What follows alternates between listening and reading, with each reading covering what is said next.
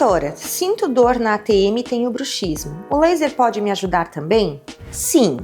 O laser ele funciona como adjuvante em uma série de procedimentos de odontologia. E como propriedade fisiológica, a luz do laser ela age no interior das células e ela faz com que a gente tenha capacidade anti-inflamatória e analgésica. Então, qualquer desconforto do paciente que exija um efeito analgésico, o laser pode nos auxiliar. Ele não é o tratamento para a DTM, mas ele auxilia no alívio do desconforto que esse paciente pode ter. Se você ficou com alguma dúvida, entre em contato conosco. Aqui na Provida Odontologia nós podemos te auxiliar.